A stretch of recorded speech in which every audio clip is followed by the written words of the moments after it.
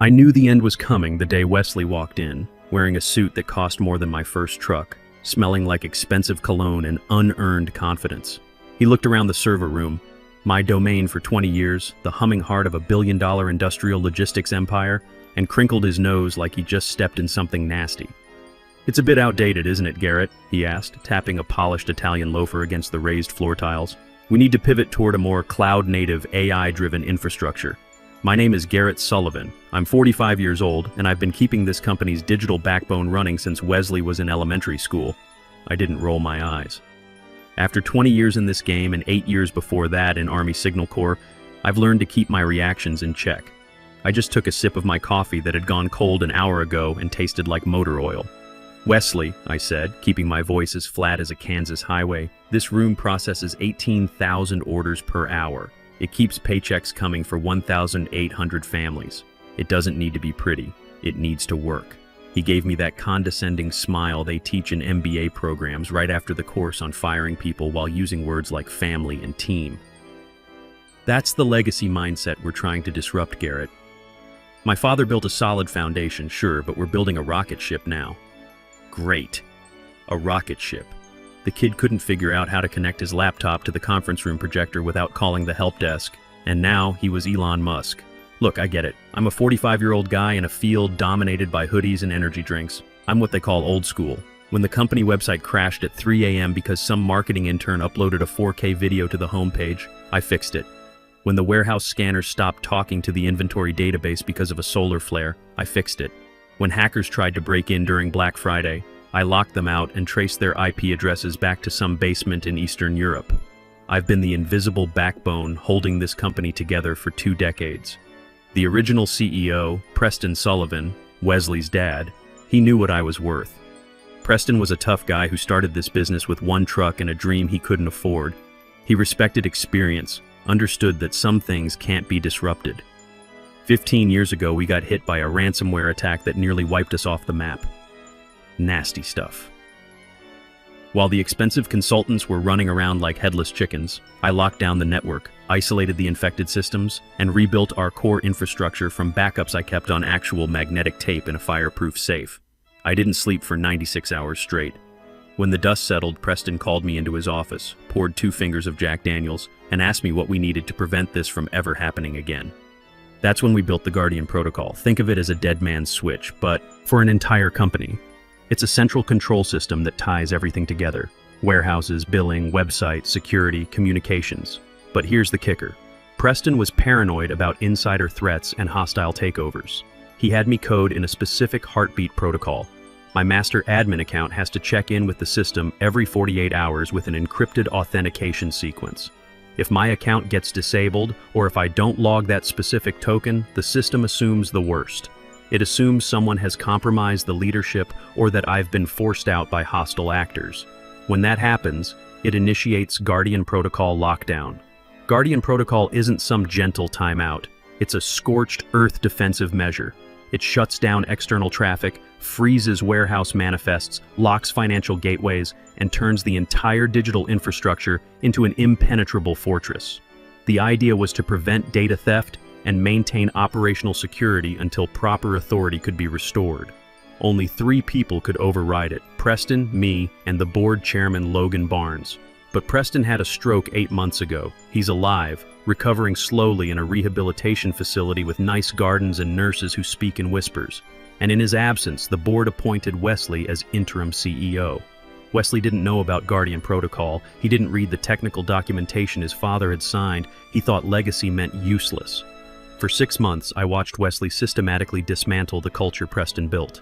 He fired Spencer Rodriguez, our warehouse supervisor who knew every driver's family situation, and replaced him with an algorithm that routed trucks into construction zones. He spent $3 million on a rebranding campaign that looked like a toddler attacked a whiteboard with crayons. And through it all, he kept looking at me like I was a rust stain on his shiny new corporate vision. I was the no guy. Can we migrate the entire database to this new cloud startup by Friday? No, Wesley. That's technically insane and legally impossible. Can we eliminate 2-factor authentication because it slows down the sales team? No, Wesley, not unless you want Russian hackers mining cryptocurrency on our payroll servers. He hated it. He hated that I knew where all the digital bodies were buried. He hated that the warehouse crew respected me more than him, but mostly, he hated that he couldn't just disrupt me away because he didn't understand what I actually did. I started seeing the warning signs, the Friday afternoon performance review meetings, the passive-aggressive emails where I got CC'd but not addressed.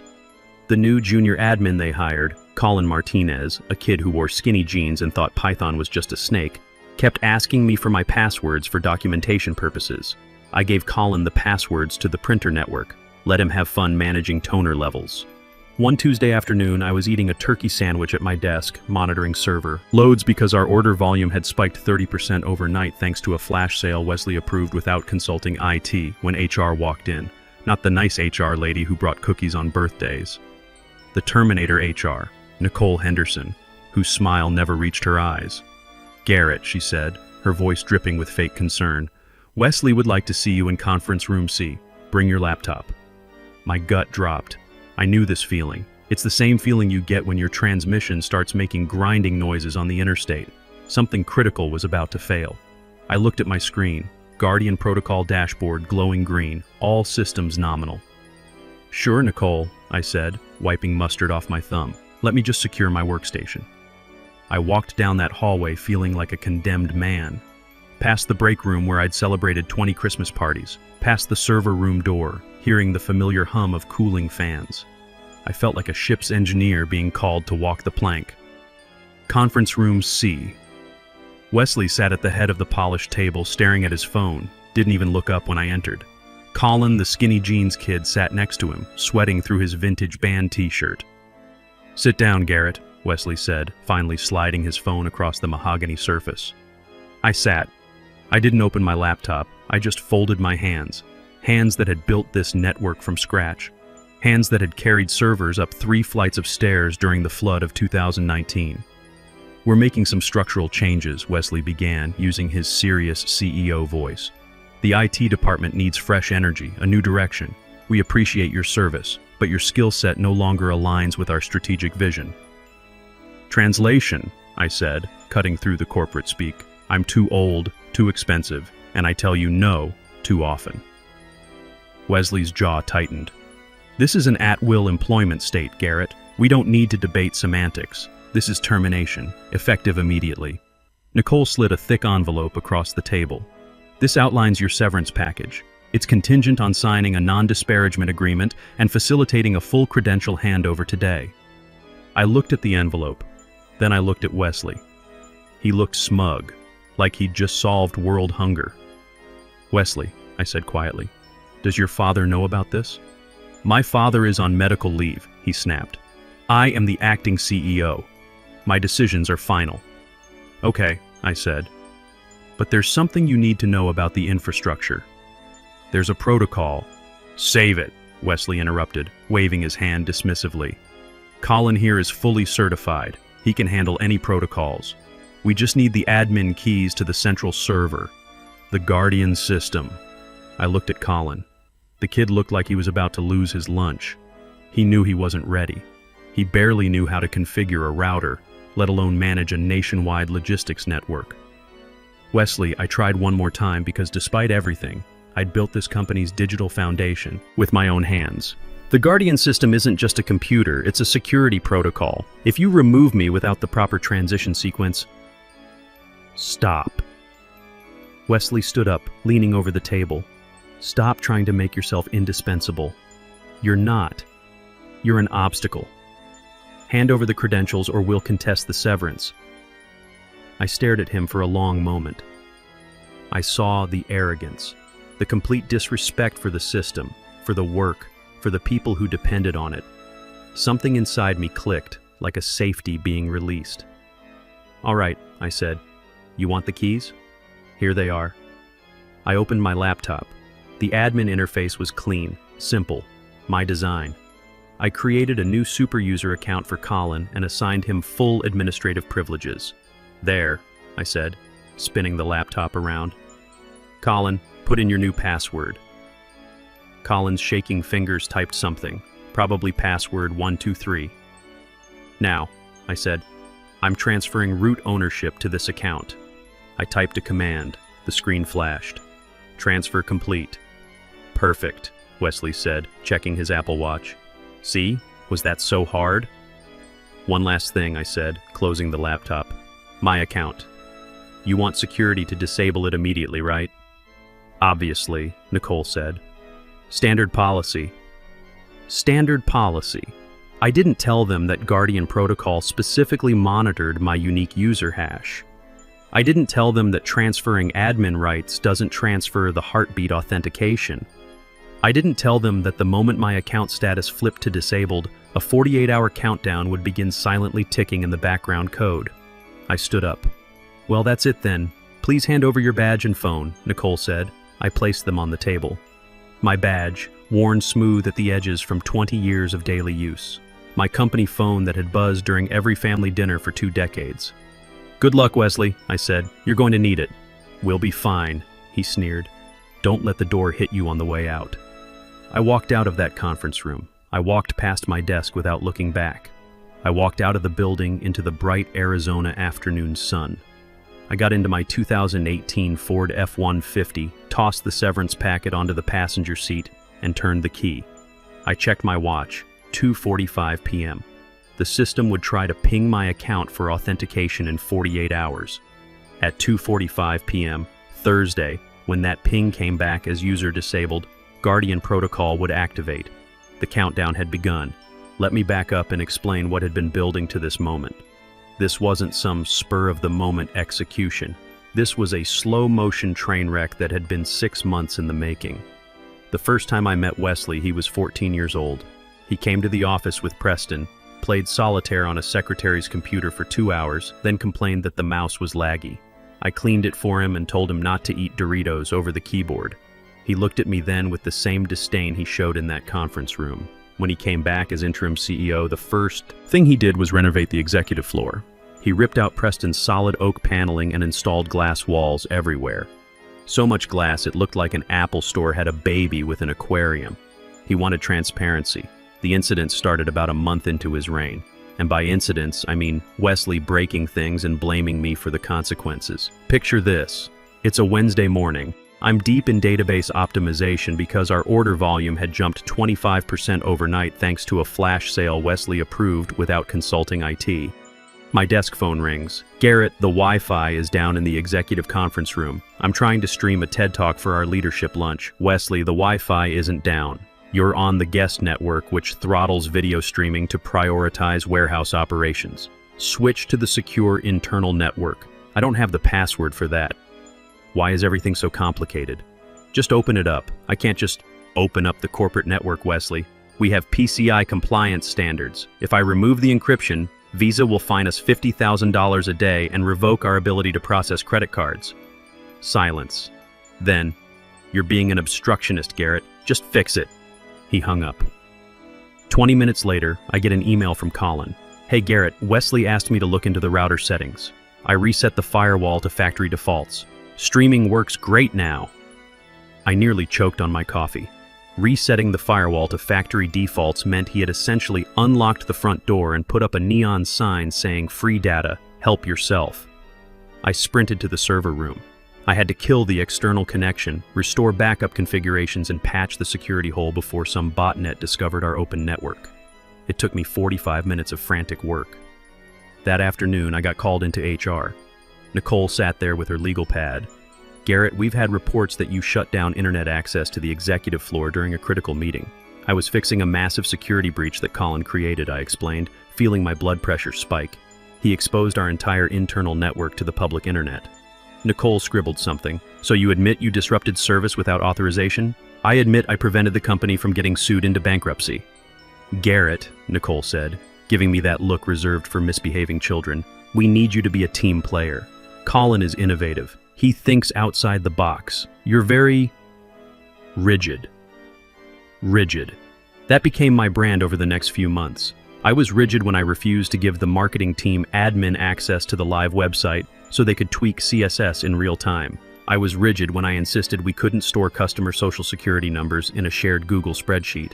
I was rigid when I told Wesley that buying 200 cheap IoT security cameras for the warehouse was a bad idea because they used protocols with known vulnerabilities. You're afraid of the future, Wesley told me in the hallway one day. adjusting his designer glasses. Everything is security this and protocol that. You need to learn to move fast and break things. Wesley, I said, we're a logistics company. If we break things, people don't get their insulin. People don't get their baby formula. We're not Facebook, we're infrastructure. He just laughed. That's very legacy thinking, Garrett. Then came the Performance Improvement Plan.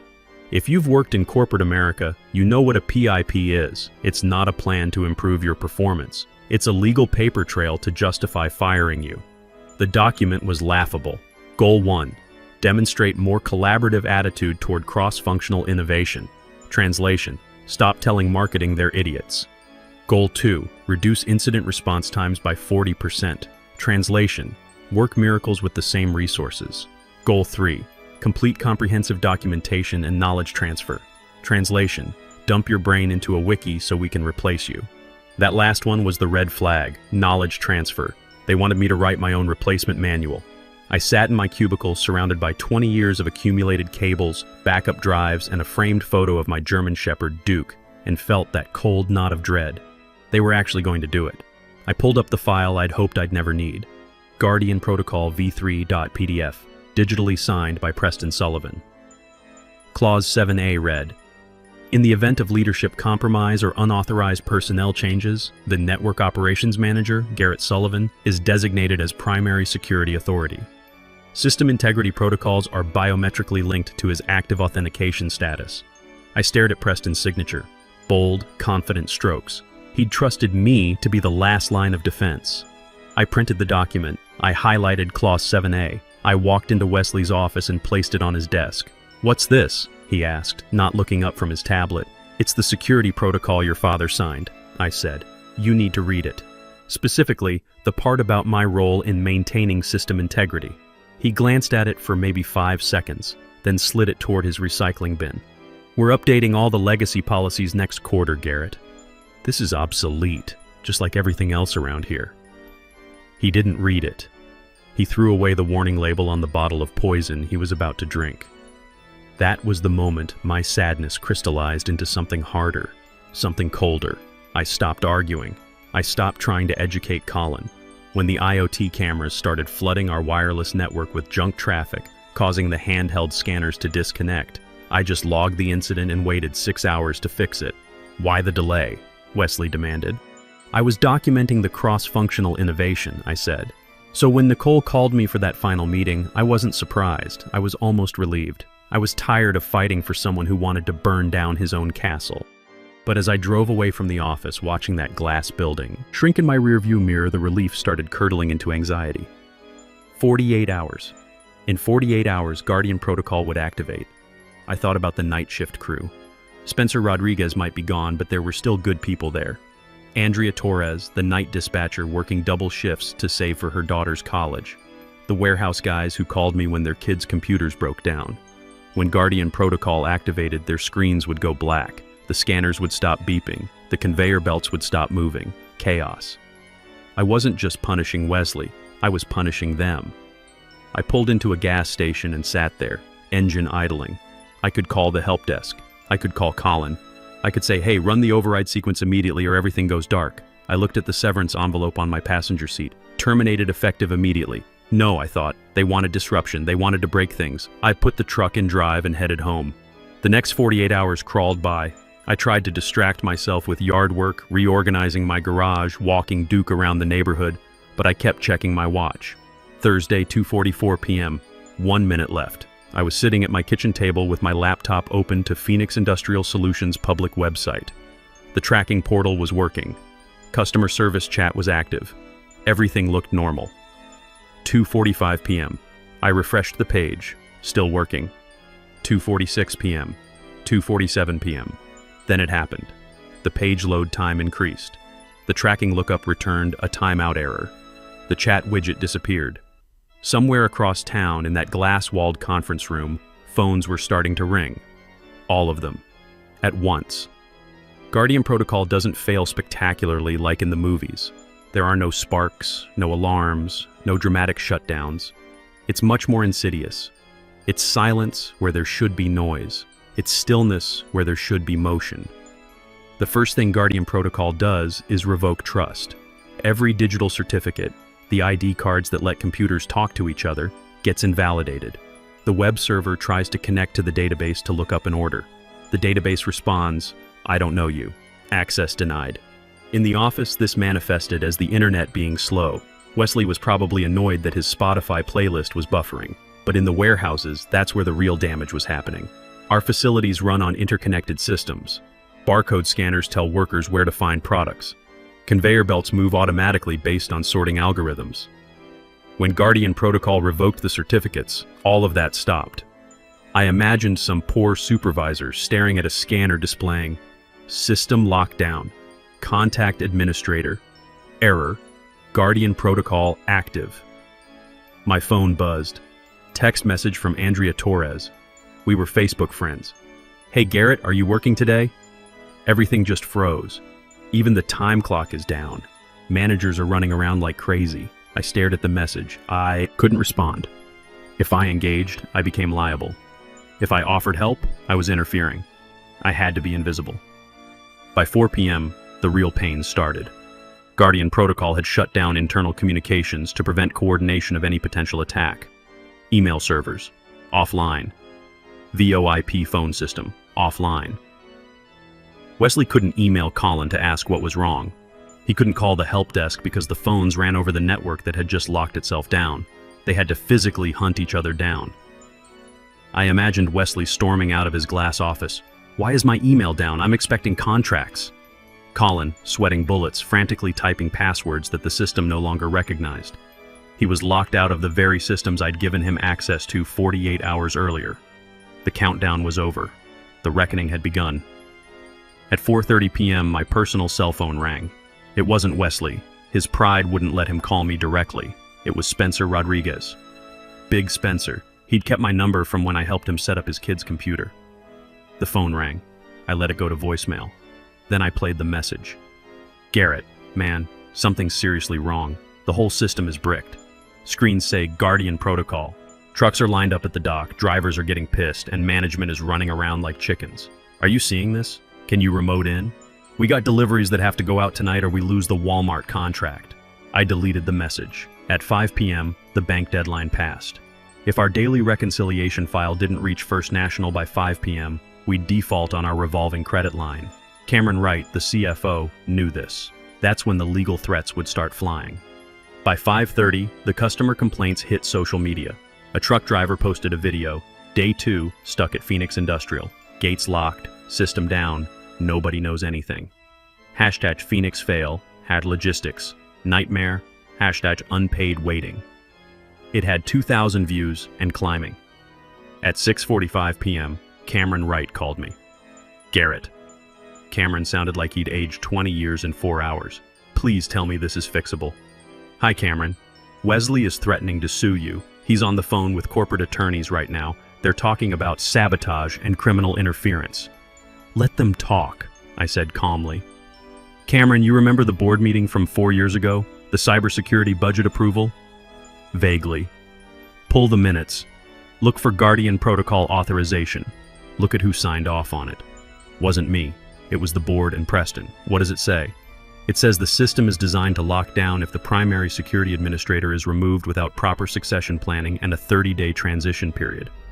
Wesley fired me with 0 notice and replaced me with a junior admin. He triggered the company's own immune system. Cameron was quiet. He was connecting the dots. "So legally..." "Legally," I interrupted. "I followed termination procedures. I handed over credentials. I left the premises. The system is doing exactly what you all authorized it to do, protecting itself from unauthorized takeover." "Christ, Garrett, if we don't get tonight's ledger to the bank, we breach our debt covenant. We owe them $85 million. We don't have that kind of cash. Then you better find a crowbar to get into the server room. But even with physical access, you need my biometric signature and authentication token to lift a level 5 lockdown." "What do you want?" Cameron asked. Finally. The right question. "I don't want anything from you, Cameron. But if Wesley wants his company back, he needs to ask me himself, not through lawyers. With an apology. He won't do it. His ego. Then I hope he likes bankruptcy court." The bank closes in 12 hours. I hung up. At 7:15 p.m., a courier arrived at my house. Express delivery. Legal document. Cease and desist. To Garrett Sullivan, immediately surrender all access codes and authentication devices. Failure to comply will result in prosecution for corporate sabotage, criminal negligence, and intentional economic harm. Wesley had chosen war. I took a photo of the document next to my beer and my laptop screen showing the Guardian Protocol lockdown message. I didn't post it anywhere, just saved it. Evidence. While I was reading legal threats, a very different meeting was happening in Phoenix Industrial's emergency boardroom. This information came to me later, courtesy of Cameron, who texted me the play-by-play after several whiskey shots. Wesley was pacing, shouting, "He hacked us! He planted a logic bomb! We need the FBI!" The general counsel, a sharp woman named Brooke Patterson, was reading the red binder they'd finally retrieved from the server room safe, after Colin used a screwdriver to remove the hinges from the locked HR door. "Wesley," Brooke said, her voice cutting through his shouting, "sit down." "Don't tell me to sit down. I'm the CEO." "You're the acting CEO," Brooke corrected. "And right now, you're the primary suspect in a catastrophic governance failure." Brooke had found my email from 3 weeks earlier. Risk assessment. Rapid personnel changes in IT operations. I'd explicitly listed loss of Guardian Protocol authentication as a critical company-ending risk. Wesley's response? "Stop being a blocker, Garrett." "So," Brooke said, "if we sue him, he'll produce this email chain in discovery. He'll produce the signed policy documents. He'll argue that the system worked exactly as designed to prevent incompetent hostile takeover. And he'll win." Wesley slumped in his chair. "What do we do?" "We surrender," Cameron said. "We call him. Not with threats, we beg." They got Logan Barnes, chairman of the board, on speakerphone. Logan is 72 years old, plays golf with Preston, and has zero tolerance for disruption theater. "Logan," Cameron said carefully, "we have a situation. Guardian Protocol is active. Garrett is gone. Wesley terminated him." "He did what? Who's running operations?" "Colin, the new junior admin. Good God. Put Garrett on the phone. Offer him whatever he wants. If this isn't fixed by morning, Wesley, don't bother coming in Monday." So at 8:30 p.m., my laptop chimed. Zoom invitation. Emergency resolution meeting. I clicked join meeting. The screen populated with corporate panic. Wesley looked like he'd been crying. Cameron looked exhausted. Brooke looked homicidal. "Hello," I said cheerfully. "How's that rocket ship working out?" "We need the override sequence," Wesley grunted. "Guardian Protocol requires my physical biometric authentication at the primary server console. Can't be done remotely. So come in and fix it." "Why should I? I'm unemployed." "And you sent me a cease and desist." "We rescind it," Brooke said quickly. "Here are my terms," I said. "First, $500 per hour consulting rate, minimum 100 hours guaranteed, paid up front." Cameron winced but nodded. "Second, formal written retraction of my termination, emailed to all company staff." "I'm not admitting I made a mistake," Wesley protested. "Then the system stays down." "Do it, Wesley," Logan barked. "Third, complete operational autonomy over IT infrastructure. I report directly to the board." Finally, my severance package tripled as a signing bonus. After 5 minutes of muted arguing, they agreed. My inbox pinged. "Wire transfer confirmation, $50,000. "I'll be there in 30 minutes, I said. "And Wesley, have coffee ready. Black." I drove back through the Phoenix night. Wesley waited at the entrance, looking defeated. "You enjoyed this, didn't you?" he muttered. "Wesley," I said, walking past him, "I didn't enjoy it, but I predicted it. There's a difference." In the server room, I placed my thumb on the biometric scanner. Identity confirmed. Garrett Sullivan. I typed the override sequence. Communication is the backbone of victory. The red screen flickered amber, then green. Guardian Protocol deactivated, restoring all services. Somewhere across the city, Andrea's scanner beeped back to life. I spent the next 8 hours rebuilding queues and processing bank files. At dawn, Wesley sent the required apology email to all 1,800 employees.